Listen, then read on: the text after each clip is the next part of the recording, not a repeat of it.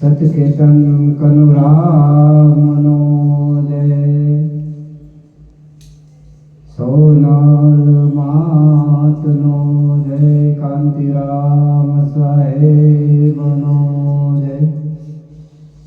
દિલજીત બાપુનો જય। પધારેલ સર્વે સંત ભગવાનનો જય। સંતો ભક્તો,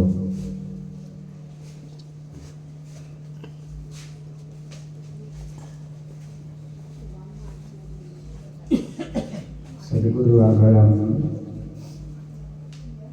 કેતન બાપુ આગળ, જાનકી માતા આગળ,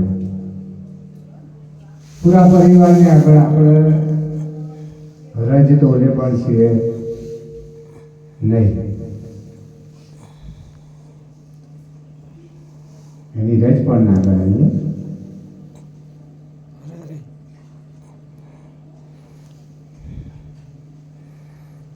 કારણ કે અહીં જે કનુરામ સાહેબનો નેજરો પડે,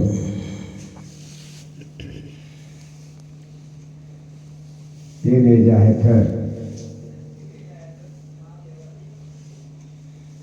ઘણા બધા સંતો ભક્તો ભગવાનથી મારી બધા અહીં લાભ લે અને આ જગ્યા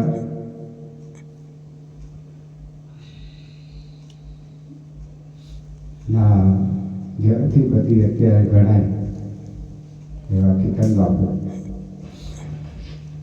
દરેકને મારા પ્રતિ, દરેક સંતો ભક્તોને બહારથી પણ બોલાવે અને આ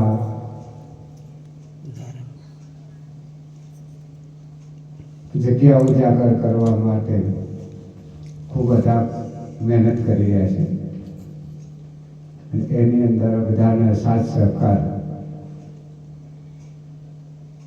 આપવા માટે વિનંતી દરેકને પૂરા પ્રેમના ભાવ। હવે રહી વાત કનુરામ સાહેબના નામની, તો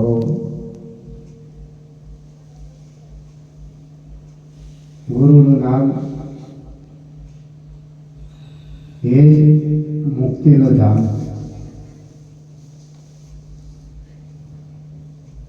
એ નામ વગર અહીં મોરાર સાહેબ એવું કહે છે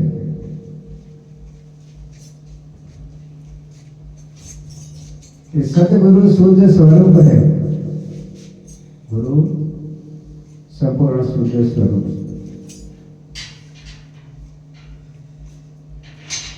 એને કઈ પણ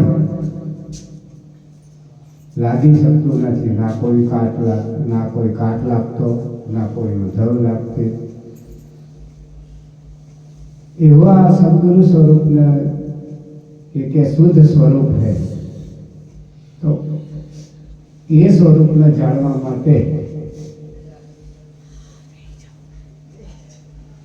સેવક કેવા હોવા જોઈએ? તો કે સદગુરુ શુદ્ધ સ્વરૂપ है, સેવક है શુભ धाम। કારણ કે એવા સ્વરૂપને વસવા માટે સેવક શુભ ધામ બનવો જોઈએ। શુભ ધામ એટલે એની અંદરથી દરેક પ્રકારના કુળ કપટ પ્રપંચ અંદરથી દરેક ખોટા જે આવરણો છે, વિષય વાસના, કનુરામ સાહેબની સાખી પ્રમાણે કે ભાઈ માંસ મદિરા મુસાફરી, આ જે સર્વે અંદરના જે બધા આવરણ છે, અંદરના જે બંધન કરતા જે બધી વસ્તુઓ છે, એ ખરેખર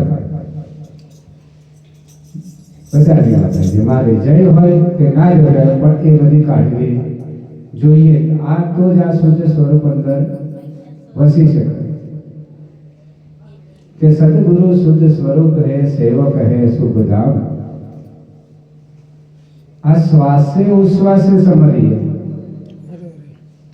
આ શ્વાસ ઉશ્વાસના સમરવા જેવું કઈ હોય? મોરા સાહેબ કહે છે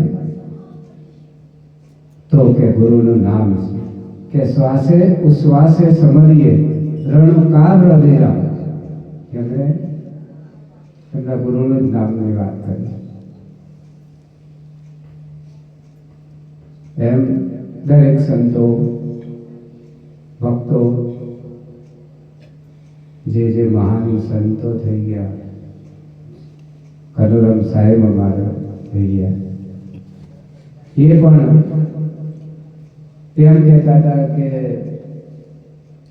વાઘેશ્વર સિવાય વાઘેશ્વર સિવાય એક શ્વાસ પણ ખાલી જતો નતો,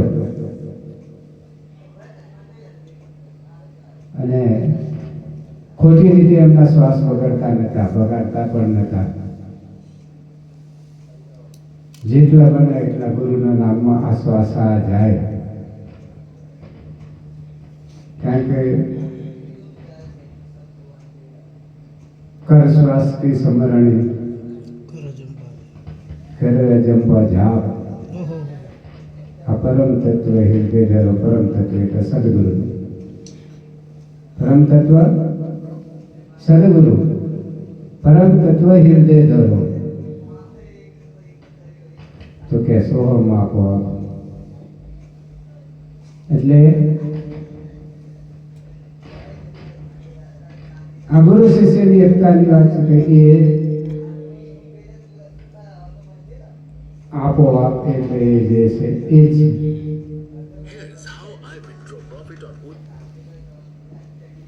એમ કર શ્વાસ की समरणी अजंपा जा परम तत्व हेते तरतो सोहम आपो। सोहम परला दौर में, तो कया दौर में? सदगुरुना वचनना सोहम परला दौर में बांध्या मेर सुमेर। मेर ने सुमेर बंधावा જોઈએ, તો મેર કહેતા નાભી, સુમેર કહેતા બ્રહ્મરંધ્ર, જે ત્યાં સુધીનો તાર ટૂંકમાં કહીએ તો સદગુરુની વાત નાભી કનુરામ સાહેબની વાત, કનુરામ સાહેબની વાણી છે કે ગુરુજીની વાત અમારે નાભીમાં વાંચતી, એટલે ગુરુની વાત પહેલા તો નાભીની અંદર સ્થિર હોવી જોઈએ ગુરુનું નામ। આ નાભીની અંદર સ્થિર થવાથી જગત ને જે ચાલે લાગે છે, પણ આ ગુરુનું નામ સ્થિર થવાથી કે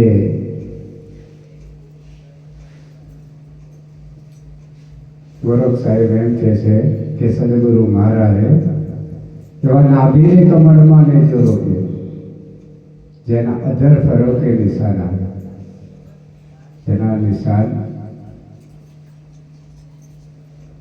ફરકતા હોય, નિશાન કહેતા સદગુરુના નામના નિશાન ફરકતા હોય, તો ગુરુનું નામ લેવાતો હોય આ મુખે, એટલે અહીંથી જે નામું પડે આ મુખેથી જે બોલાતું હોય, આને જો ફરકી રહ્યું છે ગુરુના નામનો,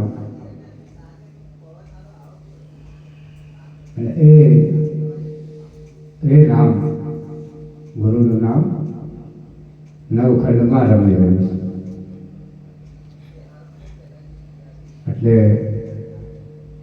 દરેક મહાપુરુષો સંતો ભક્તો થઈ ગયા એ ગુરુના નામનો મહિમા કરેલો છે, અને આપણે પણ કરવાનો છે, આપણાથી થાય એટલો। બરાબર રહી ત્યાગ બલિદાન સમર્પણની વાત, પોતપોતાના સમય અનુસાર, પરિસ્થિતિઓ અનુસાર એનાથી પણ વધારે અધિક આની અંદર સંસારની અંદર, સંસારના જીવનની અંદર વ્યસ્ત રહેતા રહીને પણ આની અંદર એનો ભોગ આપવાનો ખાલી નામના ખાતર નહીં, નામના ખાતર ભોગ આપતા હોય તો એ મિથ્યા છે. પોતાના નામની ખાતર નહીં, ગુરુના નામની ખાતર જે કંઈ ભોગ આપતા હોય એની અંદર હું પણ આનું નામ નિશાન હોવું જોઈએ નહીં. જો હોય તો એ મિથ્યા છે.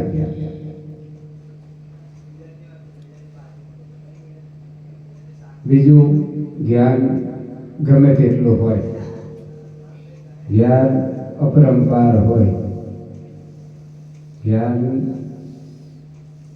પગની પાનીથી માથાની ચોટલીથી હોય, પણ એ જ્ઞાન સદગુરુની કૃપા વગર ટકી શકતું નથી. ઉદ્ધવજીને આત્મ સ્વરૂપનું ઘણું જ્ઞાન હતું. ચારો તરફ, ચારે બાજુ ઉદ્ધવજી આત્મજ્ઞાનની વાતો કરે કે આત્માને કઈ લાગતું વળગતું નહીં, દેહને આત્માને કઈ છે નહીં. અને ચારે બાજુ તેમની નામના થવા માંડે, બ્રહ્મ જ્ઞાનની વાત કરે, આત્મજ્ઞાનની વાત કરે.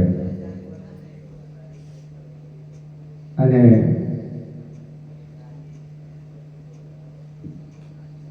જે ધીમે ધીમે આવી વાતો કરતા કરતા ઉદ્ધવજીની અંદર અહંભાવ આવવા મળે. કેમ કે ગુરુની સેવા નતા કરતા, ગુરુના શરણે નતા રહેતા. ગુરુનું શરણે ના હોય ને વાતો થતી હોય તો એ અહંભાવ આવવા મળે. એટલે અહમ આવવા મળ્યો એટલે પણ ગુરુ તો કૃપાળુ દયાળુ છે, એટલે એમને કાંઈ તો પોતાનું કૃષ્ણ ભગવાને વિચાર કર્યો કે આ ઉદ્ધવજી ખોટા માર્ગે જઈ રહ્યા, જ્ઞાન સચોટ કરે પણ એનું નિશાન સચોટ નહીં. એની સુરતા જ્યાં રહી જોઈએ ત્યાં છે નહીં. એટલે આપણે બોલાયા ઉદ્ધવજીને, બોલાવડાયા કે ભાઈ ઉદ્ધવજી આવો, બ્રહ્મ જ્ઞાની છો, તમે આત્મજ્ઞાની છો, તમે જગતમાં નામના કરી પણ કઈ કૃષ્ણ ભગવાને ના કીધું, પણ એમણે ઉદ્ધવજી એમને નામના કરી આત્મજ્ઞાન. ગુરુ સિવાયની વાત કરતા હતા, ગુરુનું નામ આવતું નહોતું એ જ્ઞાન.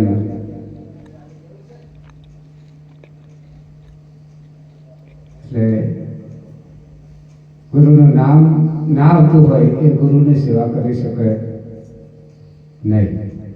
ગુરુની સેવા, પૂજા આ બધું વિષય અઘરો છે. લાગે કે ગુરુને શું પૂજા કરવી, ગુરુને શું સેવા કરવી, ગુરુને શું આ દેહની પૂજા એ, પણ જેને દેહ દેખાય છે ને તેના માટે આ બધું છે. ગુરુનો દેહ કે ગુરુના દેહને દેહ મત જાણો, ગુરુના દેહને દેહ નહીં પણ ગુરુના ભગવાન તરીકે જો પૂજેલા હોય, ભગવાન તરીકે ગુરુને સેવા કરતા, પૂજા કરતા ભગવાન ભાવ જો આવી જાય તો આ જ્ઞાન પ્રગટ થાય, ડબલ થાય, તો આ જ્ઞાનની કિંમત થાય. ગુરુના નામનો ખાલી શબ્દ બોલો ને તો પણ એની કિંમત થાય. એટલે ઉદ્ધવજીને જ્યારે બોલાયા અને કીધું કે ભાઈ તમે બ્રહ્મ જ્ઞાની છો, મહાન જ્ઞાની છો, એટલે જો જ્ઞાની પુરુષ હોય જ્ઞાન એટલે પરમાત્માનું, આત્માનું જે કંઈ ગણતા હોય પોતપોતાની. આ જ્ઞાન જો ગુરુને સમર્પિત ના હોય તો એને વખાણ કરે ને એટલે ફૂલાઈ જાય, ફૂલાઈ જાય. એટલે ઉદ્ધવજીને તો આમ વખાણ કર્યા એટલે ઉદ્ધવજી થોડા મૌન ભાવમાં આવ્યા. આ પ્રભુ આજ્ઞા કરો કે તમારે એક કામ કરવાનું.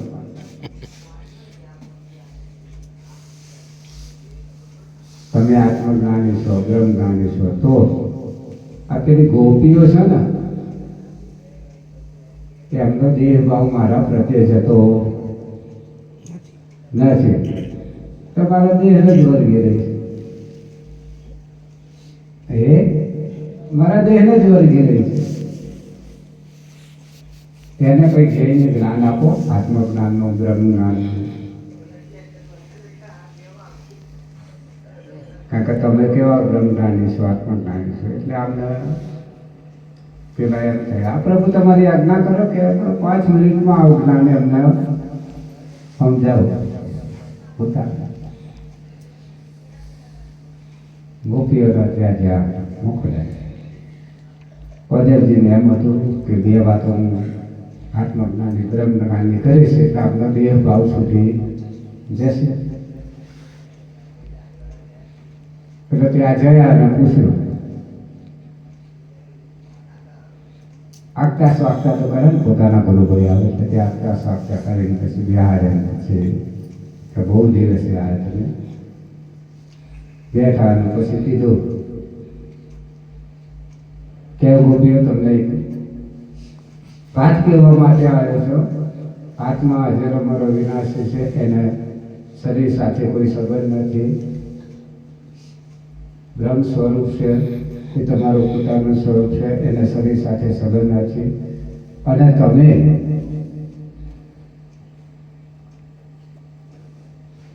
દેહ ભાવમાં, મારાથી તમને કંઈ કહેવાય નહીં, પણ દેહ ભાવમાં રચ્યા પચ્યા છો. તમે ભગવાનનો ઓળખ્યો નથી. તમે આ જે દેખાતો નથી, જે પરમ તત્વ છે એની તમને ઓળખ નથી, એને ઓળખી લો. તમે આ જે કૃષ્ણ ભગવાનનું નામ દીધા વખતે જો દેહ ભાવમાં જે વળગી રહ્યા એ મૂકી દો. અને આત્મજ્ઞાનમાં, બ્રહ્મ જ્ઞાનમાં તમારા પોતાના સ્વરૂપમાં આવો. એટલે ગોપીઓએ જવાબ આપ્યો કે પણ પ્રભુ તમે જે વાત કરો છો, તમે જે બ્રહ્મની વાત કરો છો, આત્માની વાત કરો છો, એ આત્મા તમને જ દેખાયો ખરો? તમને ઓળખાણ ખરી? કે હા, એની મને અનુભૂતિ થાય છે. તો એની અનુભૂતિ થાય છે, તમને થાય છે, પણ તમે અમને કેવી રીતે કંઈ બતાવી શકશો? એ તમારી વાત છે. એટલે ઉદ્ધવજીએ સામે પ્રશ્ન કર્યો કે તમે જે ભગવાનની વાત કરો છો એ ભગવાનને તમે સાચી રીતે ઓળખ્યો નથી. કે પ્રભુ માફ કરજો, અમારે જે ભગવાનમાં અમે જોઈએ છે એવો ભગવાન કે અમારી સાથે બેસે, અમારા સાથે ઉઠે, અમારી સાથે ખાય, અમારી સાથે પીવે, અમે તો એવા ભગવાનને ભજીએ છીએ. અમે જે ભગવાન દેખાતો નહીં જે ભગવાનની અમને અનુભૂતિ નથી થઈ, પ્રગટની વાત કરી, પ્રગટમાં અનુભૂતિ થતી નહીં. એટલે અમે કોઈ દેહવાળા ભગવાન સાથે આ ક્રિયા કરતા નથી. બેસતા, ઉઠતા, ખાવું, પીવું, આ બધું અમે તો પરમ તત્વરૂપી જે પરમાત્મા કહેવાય એવા કૃષ્ણના પ્રગટ સ્વરૂપને સાથે અમે રમણ કરી રહ્યા છીએ. એના પ્રગટ સ્વરૂપ સાથે અમે રમી રહ્યા છીએ, અમે ખાઈ રહ્યા છીએ, પીએ છીએ. અને તમે જે કહેવા માંગો છો એની અમને કોઈ ખબર પડતી નથી. પણ એક વાત યાદ રાખજો વધવજી કે આ પ્રગટ સ્વરૂપ આનું શરણ સેવા સિવાય, જે પ્રગટ સ્વરૂપનું શરણ સેવા સિવાય કોઈ પણ તમે જ્ઞાનની વાત કરશો, પણ જે ગુરુના શરણમાં છે, ભગવાનના શરણમાં છે, એના આ કોઈ જ્ઞાન લાગુ પડે નહીં. આ કોઈ જ્ઞાન એને અસર નહીં કરે. કારણ કે બધું જ્ઞાન તો એના ચરણમાં હમાયેલું, સદગુરુના ચરણમાં હમાયેલું છે. જે સદગુરુના ચરણમાં હમાયેલો હોય એને બધા જ્ઞાનની અનુભૂતિ થાય. એટલે તો દરેક સંતોએ ગુરુચરણની વાત કરેલી છે. મહાન સંતોએ અલગ કહેવાની જરૂર નહીં, દરેકને ખબર છે. એટલે આવા ચરણ સેવાથી, આ ગુરુના ચરણ સેવાથી, ગુરુના શરણે રહેવાથી પહેલા તો પોતાના દેહ ભાવ મટાડવા માટે મટવું પડે. આપણા અંદરથી પોતાનો દેહ ભાવ નહીં જતો પોતે, અને ગુરુ સાથે ગુરુ પ્રત્યે જે દેહ ભાવ મટાડવો એ અઘરી બાબત છે, જેના દેહાધ્યાસ કહેવામાં આવે. દેહાધ્યાસ કહેવામાં કે દેહાધ્યાસ થવો જોઈએ. એટલે ગુરુના દેહથી જોવાના નહીં, દેહ તો હોય જ. 5 તત્વનો દેહ લઈને સદગુરુ સામે આવ્યા છે એટલે આ તો હોય જ પ્રગટ સ્વરૂપનો. પણ એને આપણી દ્રષ્ટિએ એને દેહભાવથી જોવાની નહીં. જો દેખાય તો હજુ દેહભાવ છૂટ્યો, અને દેહભાવ ના છૂટે ગુરુ પ્રત્યે કોઈ પણ હોય, હું હોય કે ગમે તે, પણ ગુરુ પ્રત્યે દેહભાવ ના છૂટે તો કોઈ કાળે મોક્ષ મુક્તિ સંભવ નહીં. ગુરુના ફક્ત ને ફક્ત પરમાત્મા કે ભગવાન તરીકે જ દેખાય. ગુરુ અધમ ઉદાહરણ જ દેખાય. અને એ જેના મનમાં નક્કી થાય તો આ બધું શક્ય બને છે. એટલે ગુરુ પ્રત્યે, ગુરુના નામ પ્રત્યે, ગુરુના રૂપ નહીં પણ શું છે? સ્વરૂપ છે. ગુરુને રૂપ નહીં, ગુરુના રૂપ ના કહેવાય, સ્વરૂપ કહેવાય. અને કલુરામ બાપુ એક સાખી કહેતા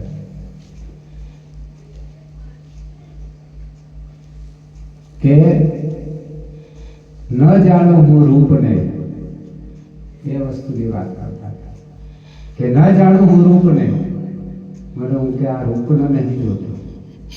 પછી જે આપણે નિરાકારની વાત કરીએ છીએ એની મને તો ખબર નહીં. ન જાણું હું રૂપને, ન જાણું અરૂપ, હું અરૂપ નહીં જાણતો. ન જાણું રૂપને, ન જાણું હું અરૂપ. પછી કે ના જાણું હું કનવાને, હું મને પોતા નહીં જાણતો. ન જાણું હું કનવાને. પછી આપણે ગુરુને કીધું છે હું તો જાણું તારું સ્વરૂપ. એટલે સદગુરુ ને જે રૂપ જગનું રૂપ નથી, અરૂપ નથી, પણ એ સ્વરૂપ છે જેના સાક્ષાત કહેવાય. એટલે એવા સ્વરૂપના દીદાર કરવા માટે આ ભજન, સત્સંગ, ગુરુદ્વાર, સંતોના દર્શન, રસરસ જેમ બને એમ ગુરુ પ્રત્યે સેવા, સમર્પણ બધી બાબતો અંદર આવે. દરેક ગુરુ અક્ષર પ્રગટ હોવાનું તો આ બધી અનુભૂતિ થાય અને આ બધા રસપરસ એકબીજાને આનંદનો લાવો મળે. એકબીજા કેતન બાપુના સાનિધ્યમાં, કનુરામ સાહેબની છાયા હેઠળ, જાનકી માતાની છાયા હેઠળ, જાનકી માતાની વાત કરીએ તો જીવન દરમિયાન કનુરામ સાહેબ ના જેમ માયા મૂકને કહે કે ભાઈ પત્ની પડછાયો પુરુષનો, એમ એ પણ પડછાયો બનીને અત્યાર સુધી આપણે જોઈ રહ્યા છીએ અડીખમ.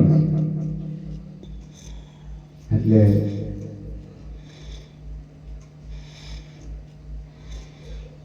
એમને જોઈ એક કહેવાનું મન થાય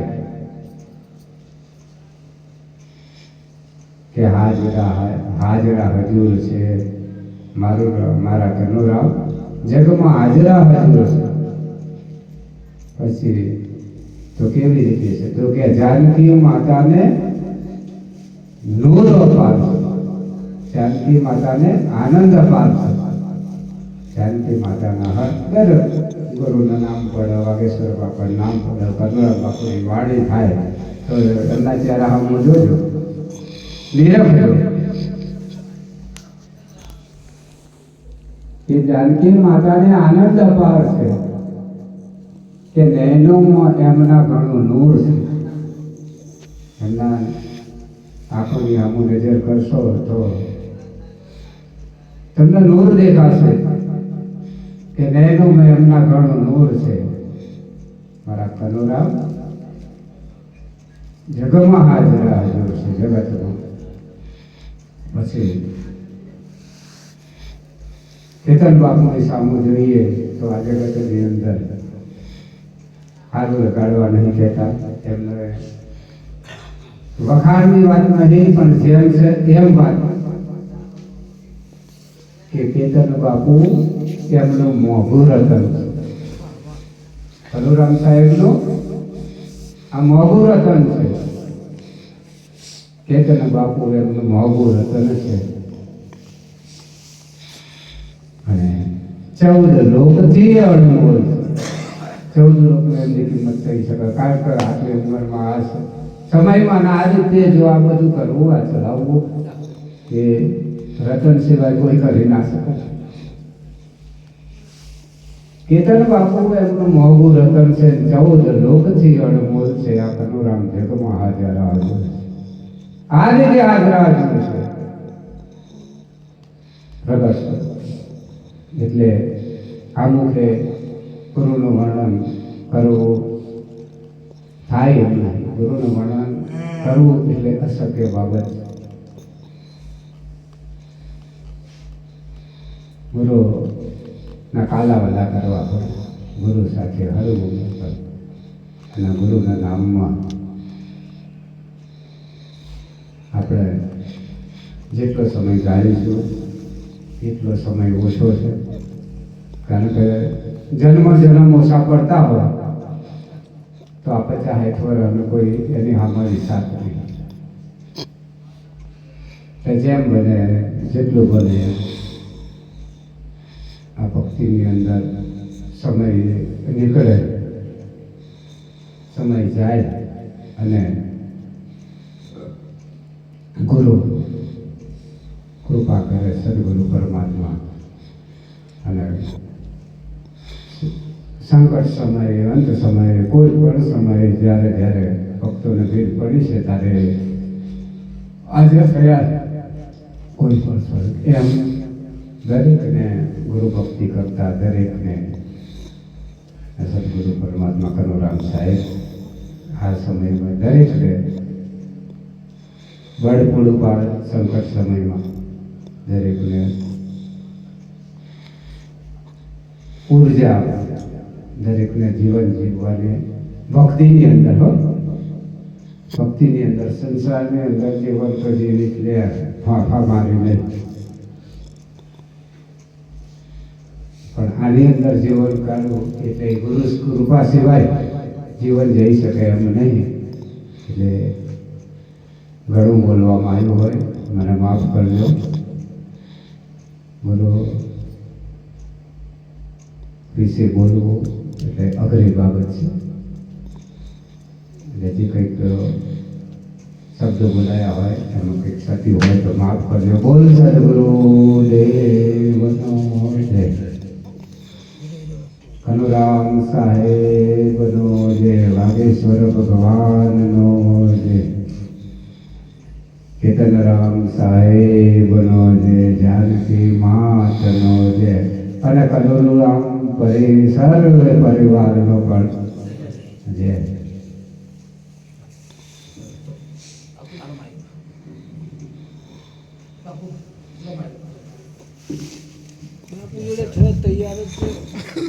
તૈયાર જ રાખો છો.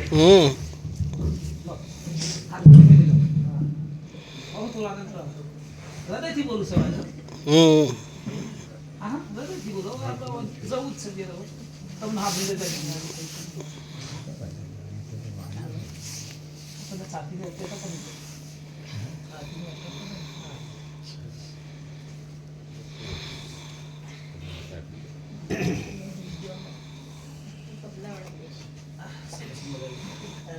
એકદમ શાંત વાતાવરણ થઈ ગયું.